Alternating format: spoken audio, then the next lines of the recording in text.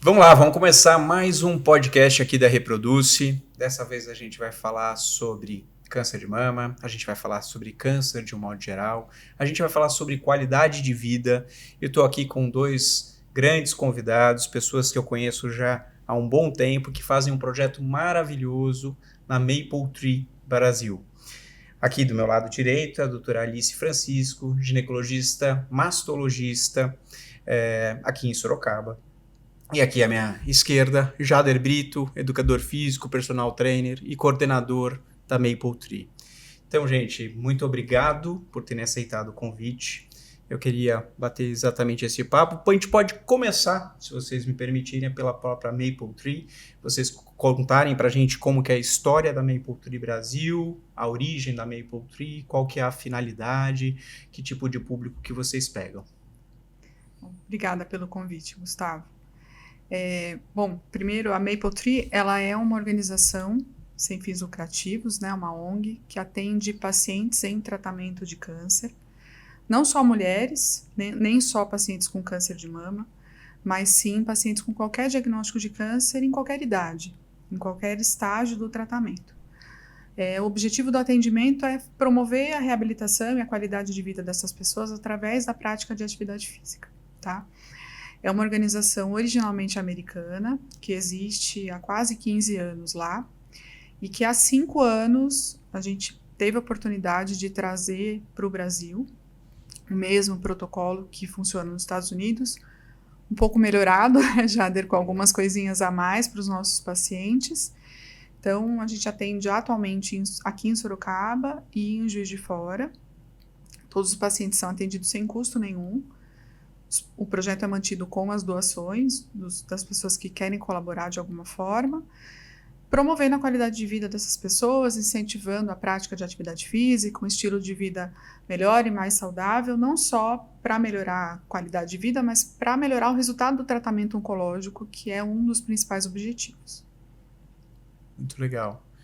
Jader, você como coordenador, conta para mim como que é a sua atividade propriamente lá, como que é o projeto.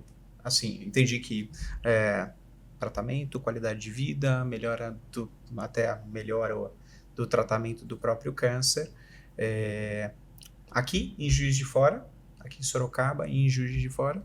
E como que funciona isso? Você como educador físico, como que é o projeto propriamente? Vocês se reúnem quantas vezes? Tem outros profissionais envolvidos? Como que é?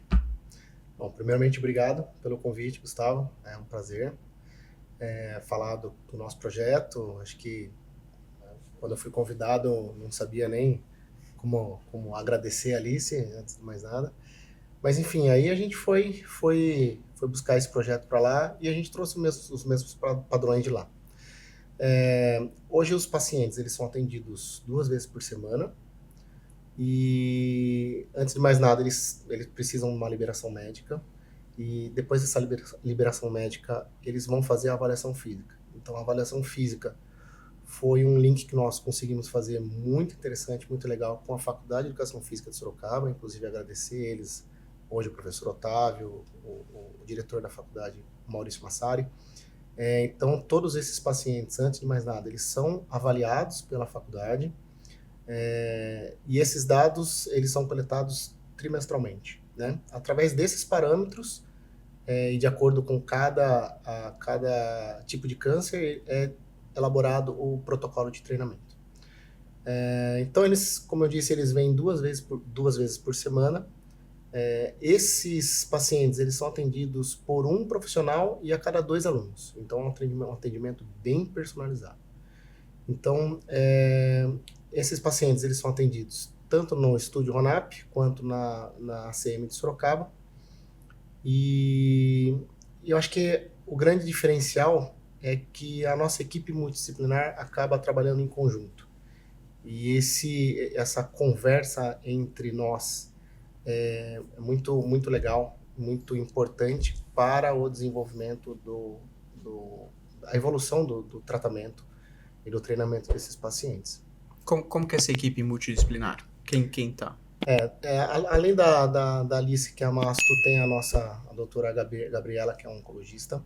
A gente trabalha com os profissionais de educação física e a fisioterapeuta, a Ana Laura. Então, a Ana Laura, todos os pacientes que passam por cirurgia, a gente indica o tratamento com ela e ela nos dá um feedback sobre aquele caso diretamente. Perfeito. Então ela dá o norte sobre compensação muscular, sobre falta de mobilidade, enfim, alguma questão que seja relevante ao tratamento, à progressão do treinamento.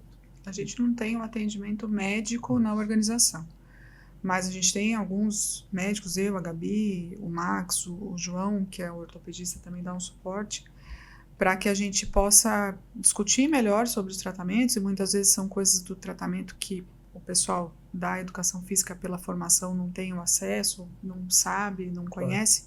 Então a gente faz esse meio de campo discutindo os casos, né?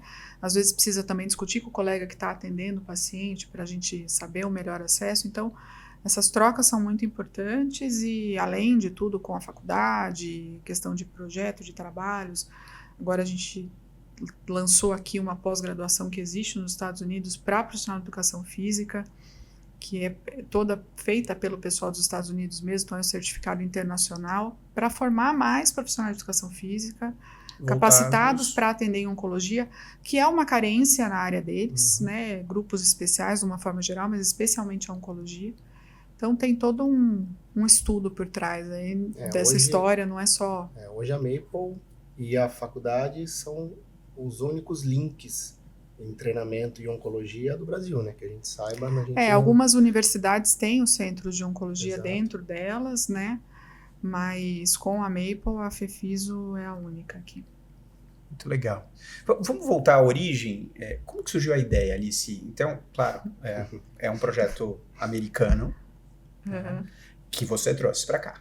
Tá? Sim. E como que foi isso? Da onde você tirou a ideia e da onde você foi buscar? Então, na verdade, eu não tirei ideia, né? Eu passei por uma experiência de um câncer há 18 anos atrás, e quando eu recebi o diagnóstico, uma das primeiras recomendações da minha médica foi que eu não parasse de me exercitar.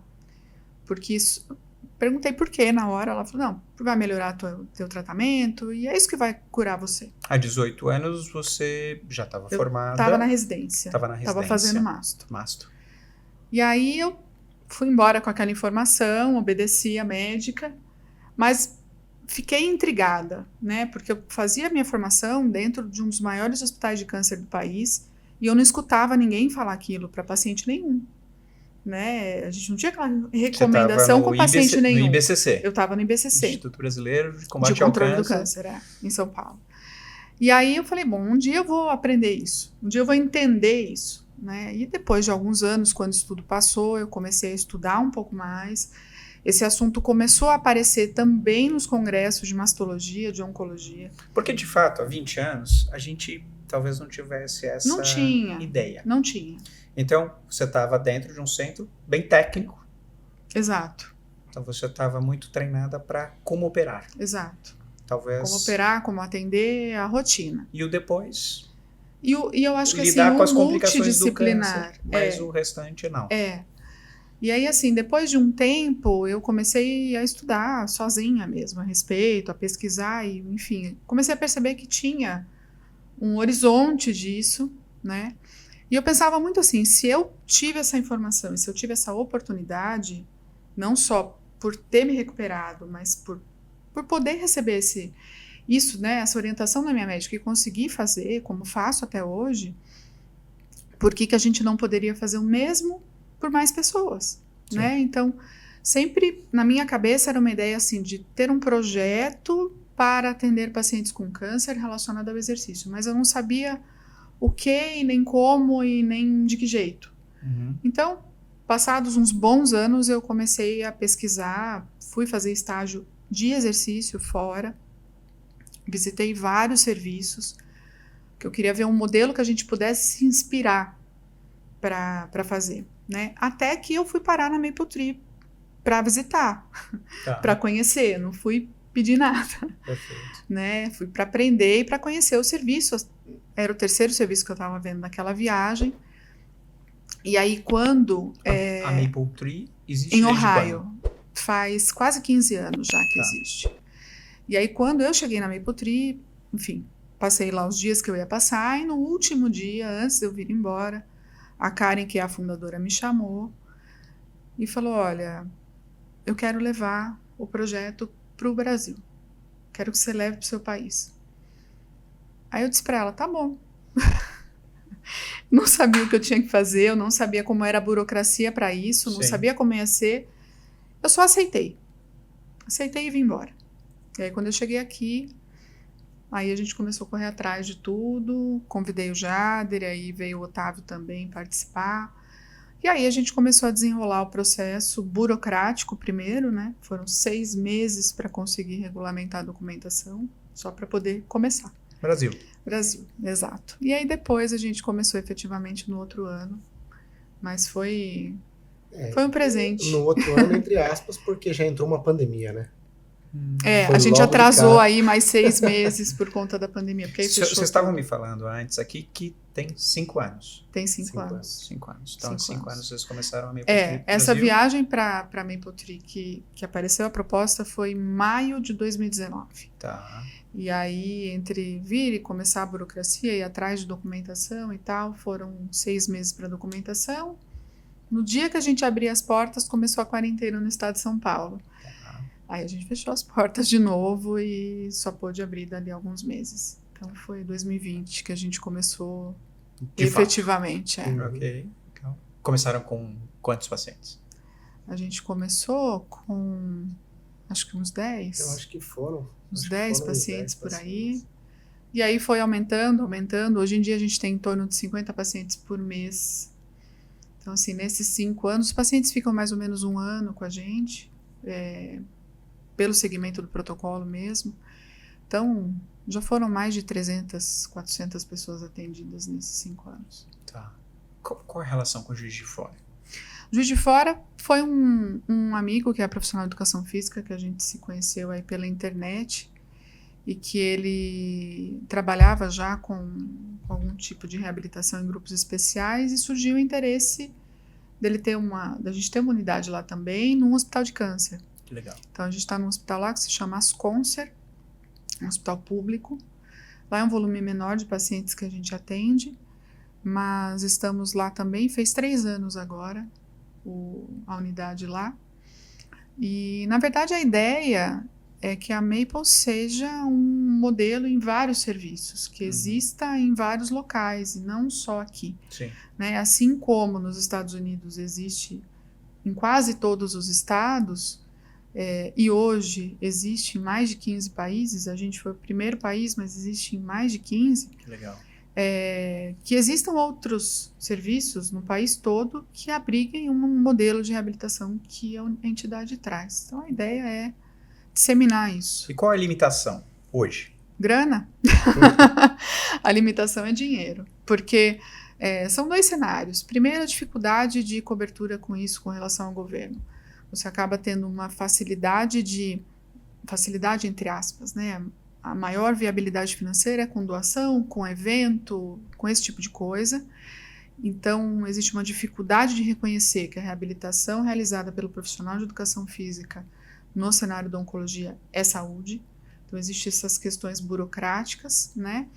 E quando você leva isso para alguns serviços, como proposta, seja no privado, seja no público, ninguém quer pôr a mão no bolso para dispor disso, né? Então, acha que é caro, apesar de diversos estudos mostrando que o impacto financeiro de você colocar um serviço de reabilitação com exercício, você reduz internação, reduz despesa de tratamento, o paciente volta a trabalhar mais rápido, se recupera mais rápido, enfim, todos os benefícios que a gente já sabe. Então, apesar disso, no fim das contas, ser mais barato, o pessoal olha o imediato e fala, não, é caro e não dá para fazer. Então, a limitação é financeira, né? Mas eu acredito que, havendo mais conscientização, né, que é um trabalho de formiguinha mesmo que a gente precisa fazer todo dia, isso vai melhorar também e vai ser mais fácil de manter. Hoje o projeto ele depende de doações particulares e empresas. Sim. É assim que funciona. Hoje sim. Mas, por exemplo, nos Estados Unidos, a maioria dos serviços funciona dentro de hospitais. e dentro de centro de oncologia, de clínica de oncologia. Totalmente integrado. Totalmente integrado ao paciente, que é um modelo muito interessante e custeado pelos próprios serviços, né? Pelos próprios hospitais ou por fundações que mantêm esses hospitais. E aqui esse é um modelo que a gente tem dificuldade em reproduzir, né? Justamente pela falta dessa consciência do quanto isso colabora no tratamento, que é parte do tratamento. Tá. Né? Então a gente tem evidências científicas Sim. de que melhora a eficácia de tratamentos oncológicos, Melhora. é isso? Imagino, o paciente chega deprimido para vocês, ou boa parte desses pacientes. O aspecto emocional tem um impacto importante. É muito relevante que a atividade física vai melhorar essa parte. Sim. Obviamente. E você está me falando até em termos financeiros. Sim. Afinal de contas, tem você tem menos internações, tem menos questões. Tem um estudo que é, inclusive, do grupo da Mapletree nos Estados Unidos, foi publicado, acho que uns 2 anos atrás, que ele mostrou uma redução aí da ordem de $6.000 por ano por paciente. Né? Então, para nossa realidade, vamos por aí 35 mil reais a menos de despesas num paciente oncológico. Agora, coloca isso numa proporção de uma população que é praticamente SUS. Sim. Né? Então, a economia de gasto disso para um governo desculpa, é gigantesca. Mas eu não sei se vocês têm esse número, mas... E quanto hoje, no modelo hoje, para vocês aqui em Mapletree, Sorocaba, custa um paciente mês? R$300. Ou seja, essa diferença é espantosa. R$300. R$300. Então, se alguém mais ou menos fala assim, quero ajudar, que seja 1, 2, 10 pacientes, é só fazer a conta. Então, essa é o modelo de ajuda que a gente precisa. sempre fala que, assim, qualquer doação importa. Sim. Né? Então, às vezes, eu não consigo manter um paciente, mas eu consigo fazer um X por mês. É uma contribuição. Você pode estar custeando 1 hora daquele paciente, 1 semana do paciente, enfim. Perfeito. Qualquer doação importa e todas as doações que a gente recebe são revertidas para manter o atendimento, para manter o funcionamento da entidade. Muito legal, muito legal. Inclusive a gente tem até o suporte, caso alguém tenha uma empresa, por exemplo, que gostaria de receber mais informação sobre doar, a gente tem o escritório que é parceiro da gente, então ele pode auxiliar em todas as informações que aquela empresa gostaria de auxiliar, de doar, enfim. Então a gente tem até esse suporte que para facilitar justamente as doações, né? Perfeito. Você me falou sobre a questão de limitações, vocês me falaram, e falaram que hoje vocês atendem cerca de 50 pacientes mês, é isso? Aqui e Juiz de Fora. Juiz de Fora a gente atende mais uns 20. Então são 70 por mês. Tá. Mas vocês já chegaram a atender... Quase 100. Quase 100 no total. Que foi reduzido pela questão de recurso. Pela questão de recurso. Então, existe uma demanda que vocês não conseguem... existe uma demanda reprimida. A gente não consegue trabalhar de portas abertas para receber a pessoa assim que ela entra em contato. Tá. Né? Todos os pacientes têm que ser referenciados, tem que ter autorização do médico para participar. Né? Alguns até procuram porque conhecem alguém, mas tem que ter autorização do médico para poder participar. Mas a gente não consegue receber todo mundo de pronto porque a gente não tem recurso suficiente para todo mundo. Tá. Né? Então, são duas vontades. Trabalhar de portas abertas, conseguir receber todo mundo e ter um local próprio para a gente poder receber todas essas pessoas. Então, reforçando, não existe uma limitação de qual câncer, todos os tipos de câncer. Todos. Estágio do tratamento é o médico que vai determinar se aquele paciente está minimamente pronto para fazer a atividade. Sempre tem alguma coisa que dá para fazer. Então, legal, bacana. E idade também não? Também não. A gente está atendendo no GPASSE, tem 2 anos e pouco que começamos lá. É um modelo um pouco diferente dos adultos, né? A profissional que atende lá, algumas crianças treinam sozinhas, algumas treinam em duplas, depende muito de como está a questão do tratamento para elas, mas é um protocolo semelhante assim no sentido do tempo, 1 ano de acompanhamento, e é muito legal porque aí às vezes a gente vê da criançada, o irmãozinho entra no clima também, acaba treinando junto, a mãe, o pai. Eles passam a fazer atividades fora e mandam para a muito gente comum. ver. Muito comum. Então, acontecer assim, isso. é Deve muito ser legal, muito porque assim, gratificante, deve ser muito é, legal mesmo. existe uma resistência muito grande com a atividade física durante qualquer doença, né? Então, trazendo isso para o câncer, eu acho que isso se multiplica, né? E quando você coloca isso numa criança, a criança recebeu um diagnóstico, a família colocou ali numa redoma, né? Não pode fazer nada, não pode correr, não pode pular, não pode brincar.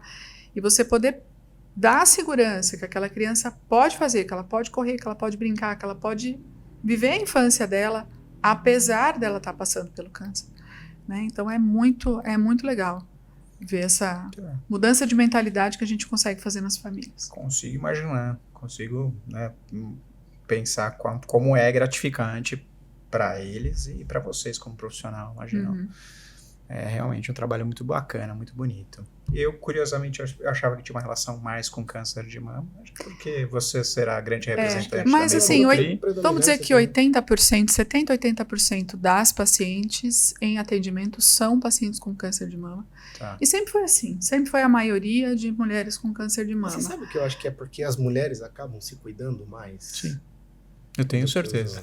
Você entendeu? É isso que quer dizer que... Então, e aí elas falam, não, eu preciso ir, entendeu? Os homens ainda têm uma resistência, apesar de que tem crescido, felizmente tem crescido bastante a procura pelo serviço, né, pelos cuidados nesse momento.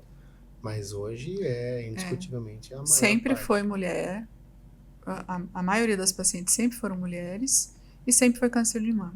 Tá. Né? Homem sempre foi a minoria. Uhum. Vamos entrar no assunto câncer de mama, que é a nossa área também, né? Então, lógico, eu sou ginecologista, então acho que é uma coisa que é importante da gente falar.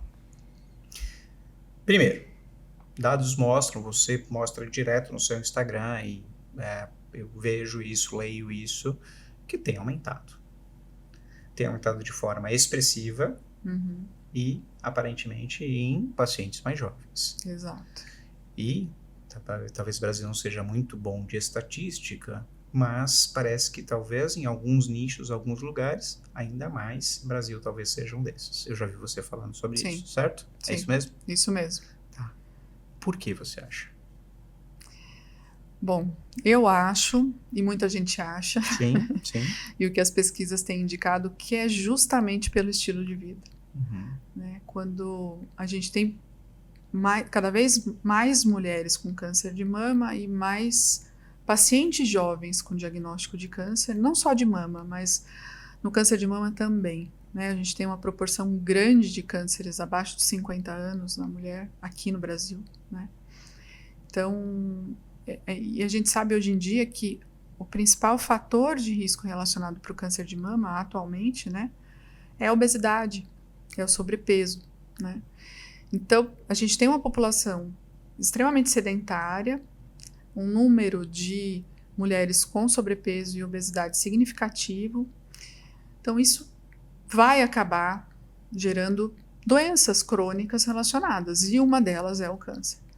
Né? Então, o câncer de mama, talvez por ser o mais comum nas mulheres, é o que a gente acaba vendo mais, mas existem outros tipos de câncer que também têm aumentado na mulher. Por exemplo, câncer coloretal. Aumentou bastante na mulher, aumentou bastante em mulher jovem, e é um tumor extremamente relacionado com o estilo de vida, com alimentação, com sobrepeso. Então, é o que as pesquisas têm indicado. Ninguém bate o martelo ainda que é isso, mas se for para apostar em alguma coisa, realmente é o estilo de vida que está pesando. Claro, quando a gente vai falar em estatística, claro que a gente tem que tomar um pouquinho de cuidado, assim, a gente está fazendo mais diagnóstico. É óbvio, com todos os recursos que a gente tem, a gente aumentou a taxa de diagnóstico para tudo. E eu posso fazer esse paralelo com endometriose, com infertilidade, com uma série de outras doenças que são muito comuns e talvez correlacionadas até ao mesmo padrão de estilo de vida. Mas se a gente traçar essa linha do tempo, principalmente se a gente pensar em 100 anos, é muito diferente a mulher hoje do que era a mulher. O homem também, mas a mulher é mais gritante, por conta da história de mercado de trabalho, pior qualidade de sono. Não estou com meu celular aqui, mas essas benditas telas faz com que a gente durma mais tarde, acorde mais cedo, delegue, esqueça um pouco da questão alimentar e não pense tanto em fazer a própria comida. E daí a gente vai chegar na história da genética, a epigenética, né? Então, acho que a grande questão é, sim, a gente mudou muito e a gente tem que tentar compensar isso. E o tentar compensar tem a ver totalmente, para mim, com atividade física. Então, a gente está falando de câncer, mas vou reforçar na infertilidade, para mim, claramente é isso também. Claro que o principal vamos deixar para engravidar mais tarde. Então, esse é o principal fator da infertilidade. Não tem como discutir. As mulheres no passado engravidavam aos 16, aos 18, aos 25, e assim ia. E tinham várias gestações, e aquilo era, de uma certa forma, proteção para novas gestações. E hoje a mulher vai tentar ter um filho, talvez, com 35, 37, 38. Que também é um fator de risco para câncer de mama. Pronto. Menos importante em termos de porcentagem, mas também o fato gestação tardia ou não gestar. Não gestar, não amamentar. Exato. Isso como um fator de risco. Para endometriose, múltiplas menstruações, muito tempo, grande espaçamento, além que a gestação faz aquela proteção. Tempo sem menstruar, da gestação, da amamentação, fazendo de fato essa proteção. Pegamos menos sol, né? Então, acho que é tudo isso. Tudo. Os fatores se comunicam. E com certeza a gente não pode, ainda tem que falar dos copinhos plásticos e dos agrotóxicos e tudo que está em volta da gente, que é meio pirante, né? Bom, é muito difícil a gente convencer o sobrepeso ou obesidade de perder peso. Mas acho que é a nossa função, não tem como. Então, parabéns pelo trabalho que vocês fazem, porque é isso. Vocês estão pegando, infelizmente, a pessoa já doente. Mas acho que nós, como profissional da saúde, temos que divulgar cada vez mais, que é maravilhoso o trabalho que vocês fazem. Eu gosto muito do trabalho que eu faço em relação à fertilidade, mas aqui a gente está lidando com a doença. E para a gente lidar com real prevenção, né? Porque a gente fala às vezes, né? Vamos fazer exame preventivo. O exame de detecção precoce. Detecção precoce. Melhor para o câncer de mama, das hipóteses, para praticamente tudo, né? Então a gente faz muito pouco, né, prevenção real, né? E prevenção é isso. Vocês estão aqui, magrinhos, maratonista, atletas. Amadores. Quando a gente fala pensando em prevenção, né? Por exemplo, do câncer, a melhor indicação que você poderia dar é fazer exercício. Né? Porque existe comprovação científica de redução de risco de diversos tipos de câncer.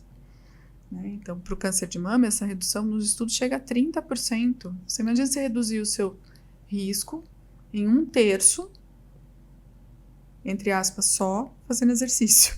Perfeito. Então, é muito gritante, né? Isso daí. A inatividade, de modo geral. Aí cai um pouco no que você falou, que as pessoas... que acabou passando assim, eu fico só olhando assim, as pessoas elas pararam de se movimentar, né? Sim.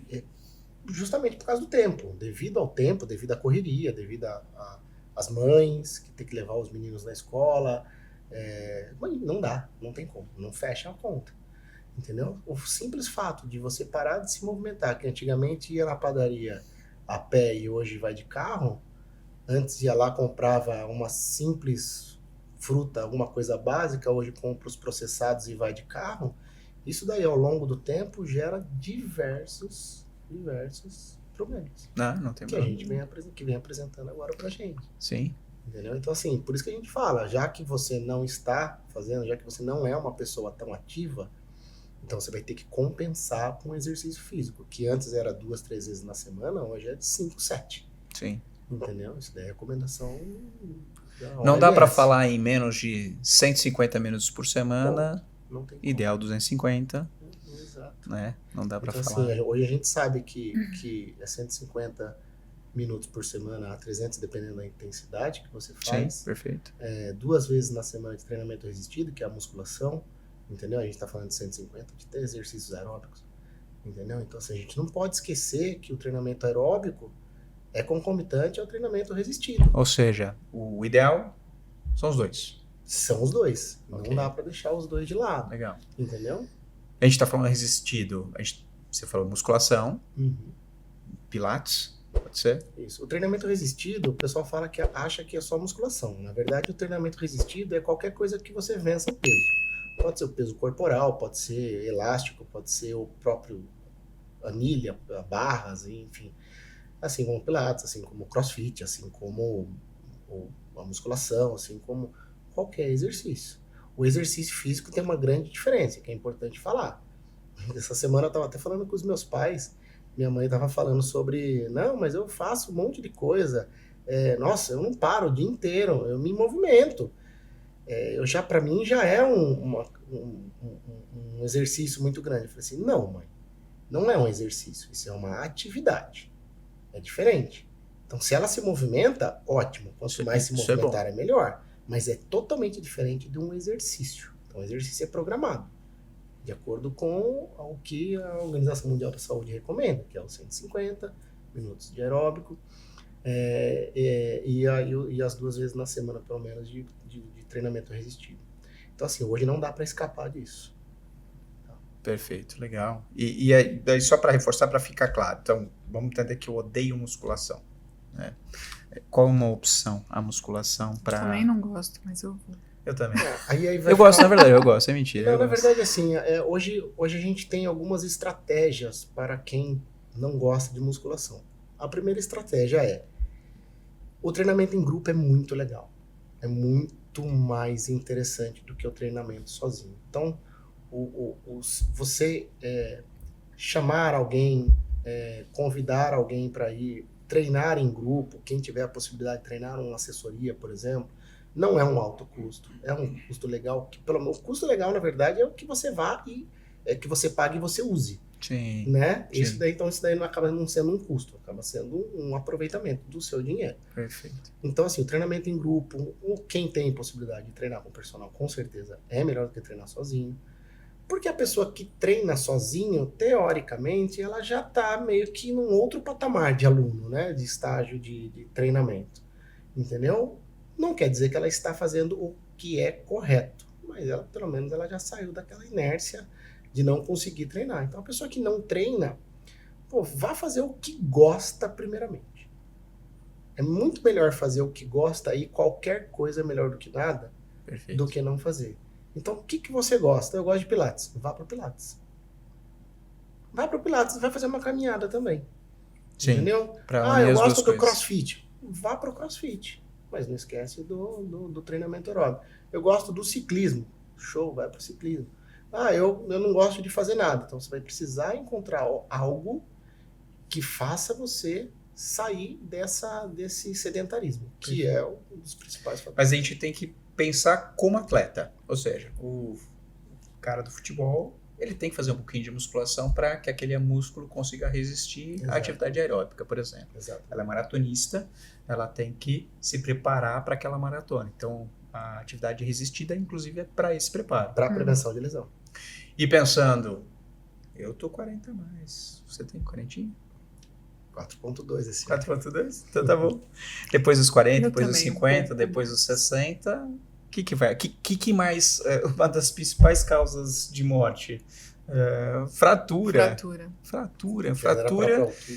né? Sentando na cadeira, é aquela coisa absurda. Então, o que eu falo, Gustavo, é que uma das duas coisas que você pode e deve levar para sua velhice: dinheiro e músculo.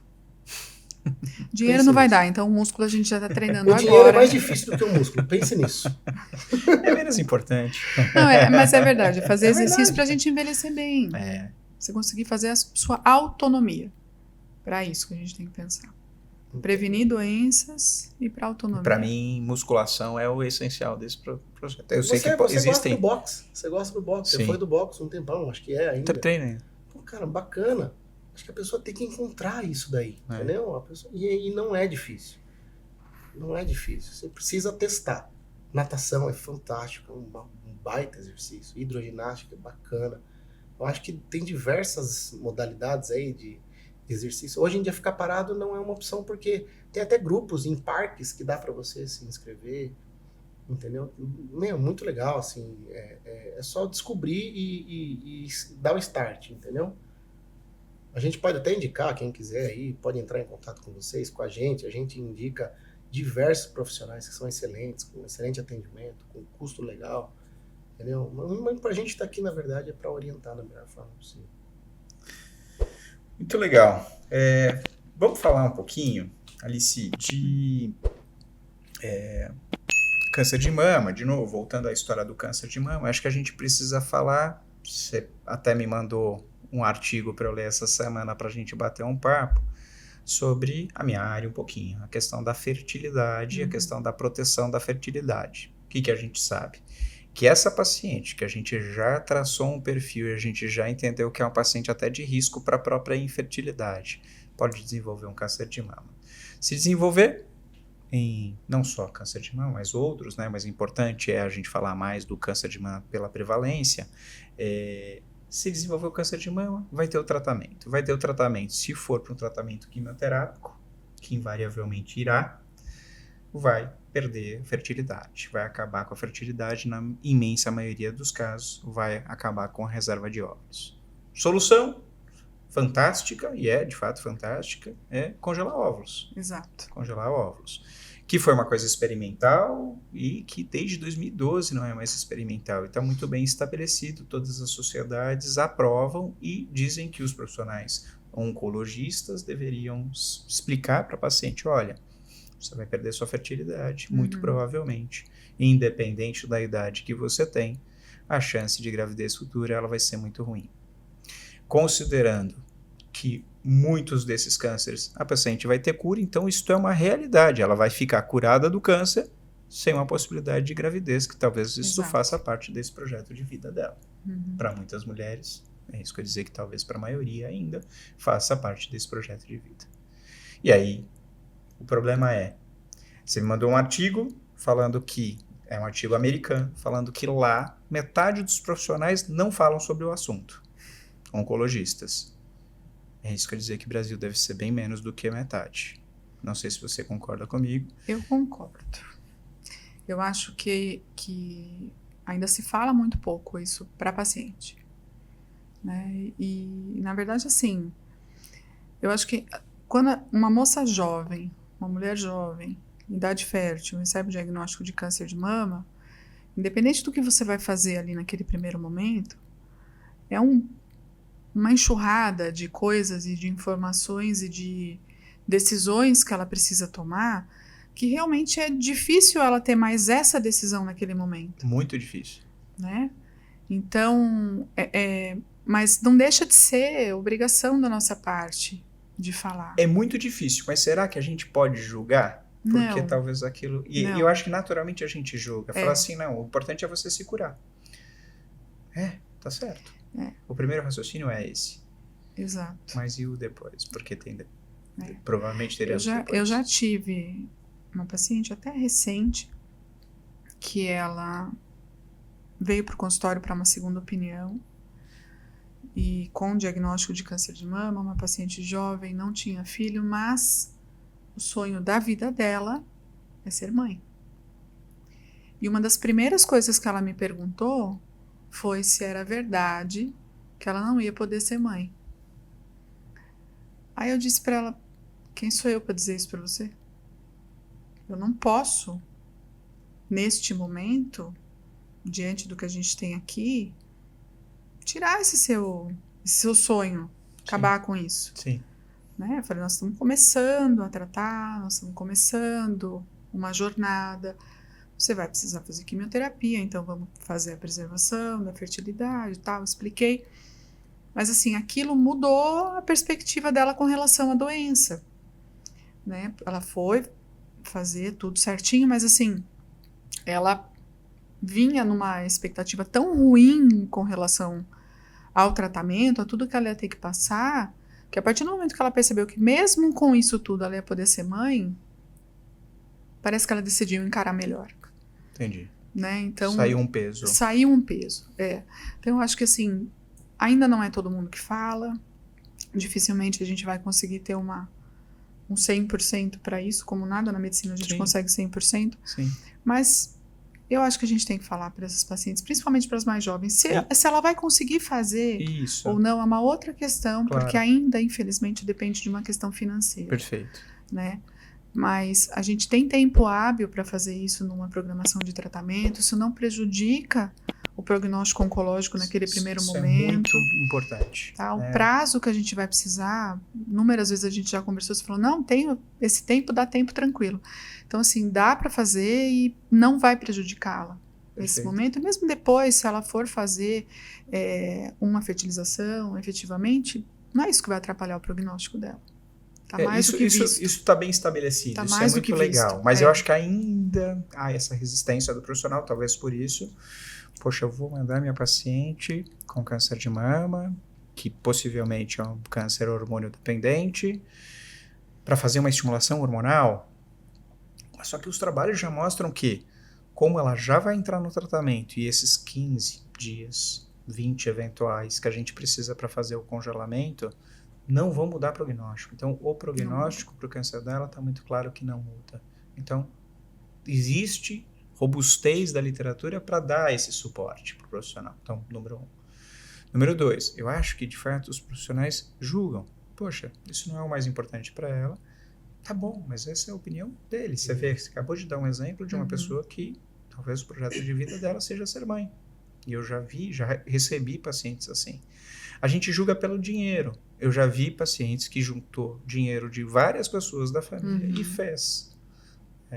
E também saem com um peso bem mais leve daqui quando faz o processo do congelamento. Então, é muito legal. De fato, se aquilo lá na frente vai virar uma gravidez, a gente não sabe, porque a gente sabe o desfecho do câncer. Mas eu já tive pacientes que voltaram.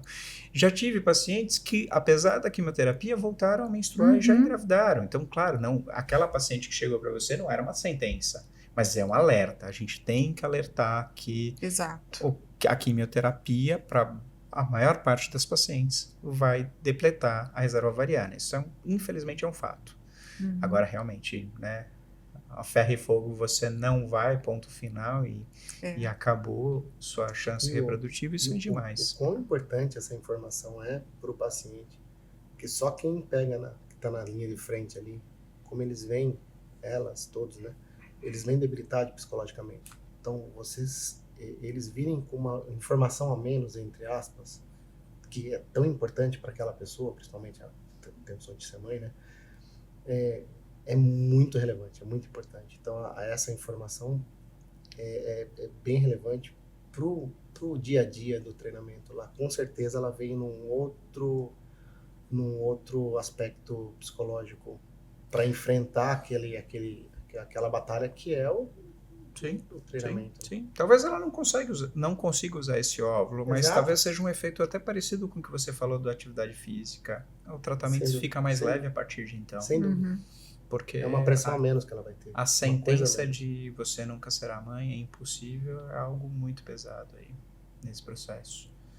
E é isso, a gente tem que tentar conscientizar os profissionais, né? Eu recebo muitas pacientes suas, mas gostaria de receber mais pacientes de outros, não são suas, mas de outros colegas também, para a gente entender e realmente divulgar. E lógico, isso eu estou falando para mãe, para câncer de mama, para mulher. Mas pior ainda quando a gente está falando de câncer de testículo. É simplesmente o cara vem aqui, se masturba, em 2 dias o cara coleta um monte de espermatozoide e pode tirar o testículo à vontade, aí tudo bem. Você, mas é um só, mas a cirurgia pode comprometer o outro, tem uma série de questões que precisam. Sim. Então, quer dizer, estou falando da mama porque é a nossa área, né, de afinidade, mas tem outras coisas e a gente precisa se ligar exatamente nisso. Se lá no passado a gente falava, olha, você tá com HIV, sua sentença é AIDS, você vai morrer. Não, hoje a gente fala de pessoas HIV positivas, ponto final. É a mesma coisa para o câncer, ou para vários tipos de câncer, pelo menos. A gente começa a falar em cura, ou pelo menos um segmento, uma qualidade de vida boa, e a gente tem que pensar em tudo isso. Porque apesar de, como você falou, a gente tem um número muito grande de pessoas com diagnóstico e cada vez aumentando, não só aqui como fora, a taxa de sucesso do tratamento aumentou. Sim. Né? Existem cenários até de doença metastática que a gente fala de remissão completa.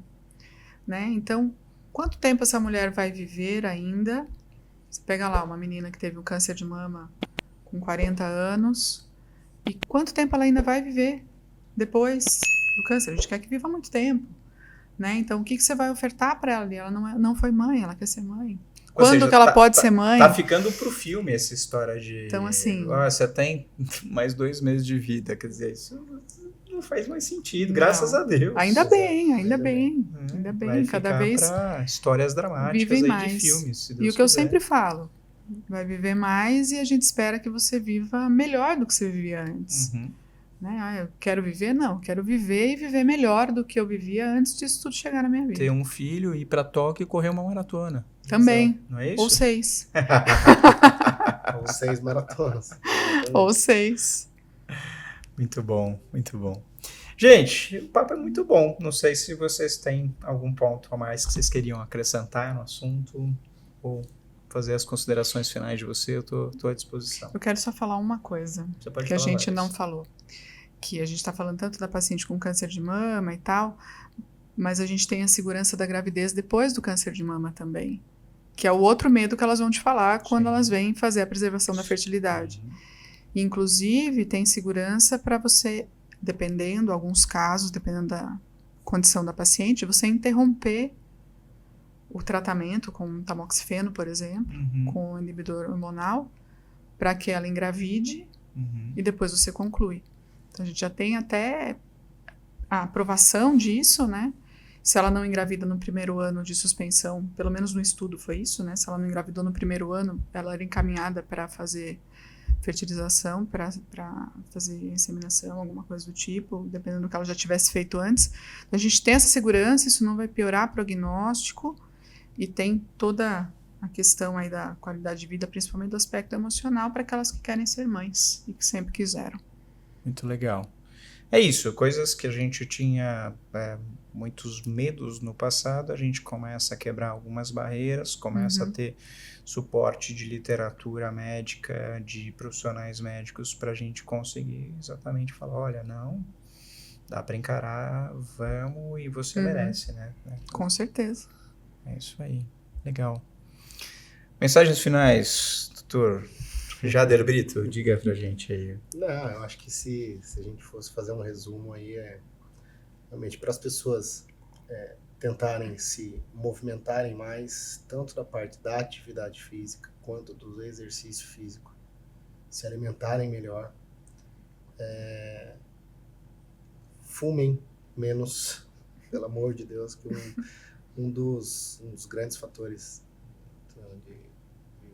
das causas do câncer é o tabaco, assim como a inatividade, que está relacionada à alimentação, obesidade como um todo. E mantenha uns hábitos, tome menos sol, né? Que é importante também. Use filtro solar. Ou melhor, se protejam do sol, né? Porque o sol é importante. E mantenha a qualidade de vida, que eu acho que é um grande X, né? Hoje em dia está cada vez mais difícil, porque a gente está aproveitando cada vez mais o nosso tempo com diversas coisas, parece que não vai ter o dia seguinte. Então, diminua um pouco no nosso ritmo. Acho que eu me incluo também, acho que a gente tenta sempre, sim, olhar para o próprio umbigo também, que é importante, não só falar para as outras pessoas, mas fazer. E para a gente manter um padrão de vida aceitável, com qualidade, que a gente consiga viver bem, saudável e uma velhice interessante, independente da melhor forma possível. Acho que seria isso. Maravilha. Alice? Agradecer pela oportunidade da gente conversar, falar um pouquinho sobre prevenção, sobre o nosso trabalho lá na Maple, convidar todos a conhecerem também pelo site, pelas nossas redes sociais. Fala o site. Maple Tree Maple, igual da árvore do Canadá, Maple Tree Brasil. A gente escreve .org. aqui, a gente escreve aqui. Instagram, aqui Maple Tree. embaixo. Tá aqui. E quem quiser conhecer, colaborar, saber a respeito, enfim, a gente está à disposição para conversar. E eu acho legal demais essa troca, assim, de informação, de qualidade, incentivando uma vida melhor em qualquer momento da vida. Muito bom. Gostaria de agradecer também. Obrigado pela oportunidade. Legal. Não posso deixar passar. condiz exatamente com o que a gente faz, que é a multidisciplinaridade. A troca de informação leva a mais conhecimento, no qual leva também mais qualidade de vida, que é o que a gente vem falar aqui. Perfeito, legal. Eu que quero agradecer a presença de vocês. Legal, é importante a gente falar de saúde demais. E é isso, aqui a gente começa a falar de prevenção, a gente começa a falar de pontos importantes. Afinal de contas, não dá pra gente voltar 100 anos na história, mas dá pra gente pensar melhor no que a gente tá comendo, fazer atividade física. Amanhã, 6 horas? É isso? 6 horas estaremos lá. Nos encontramos os 3, inclusive, às 6 horas da manhã.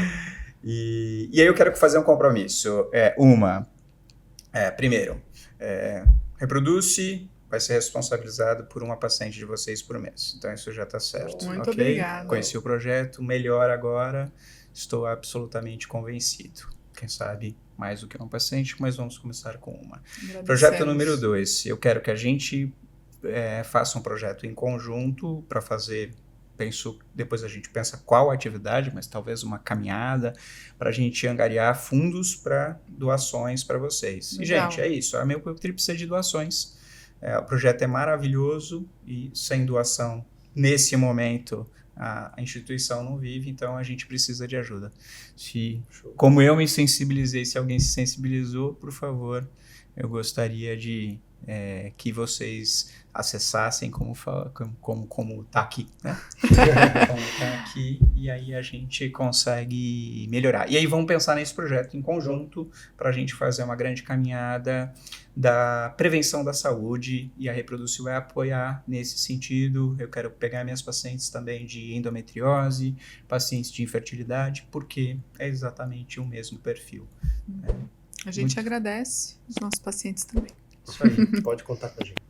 Muito obrigado. Muito obrigado pela atenção, pessoal. Qualquer dúvida, qualquer comentário, mandem pra gente, a gente manda pro Jader, pra Alice. Muito obrigado pela atenção.